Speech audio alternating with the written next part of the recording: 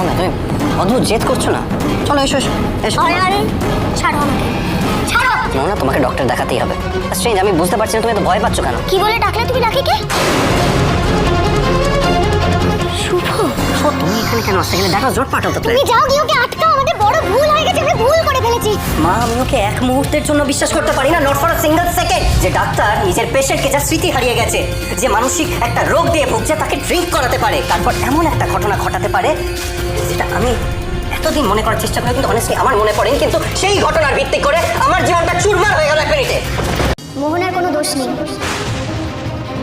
দোষটা আমাদের। আমাদের ভুল হয়েছে মোহনাকে সন্দেহ করা। সালা কি করছো আমার সাথে শুভলক্ষ্মী? খুব বুদ্ধিমান ভাবো না নিজেকে? বাড়ির লোকজনকে পাঠাচ্ছ আমার এগেনস্টে, খেপিয়ে তুলছো আমার এগেনস্টে। আমি যদি চালাকি করতে পারতাম অনেক আগে ধরে ফেলতাম যে তুমি কিভাবে নিজের কূট বুদ্ধি প্রয়োগ করে আসছো। খুব খারাপ কি হতে পারে এবার তুমি দেখবে শুভ। আসল জায়গায় খবর দিয়ে দিয়েছি শুভ। দাদা আসা অব্দি যাকে যা বোঝাবার বুঝিয়ে নাও, দাদাকে একবার শুধু আসতে দাও। কি হতো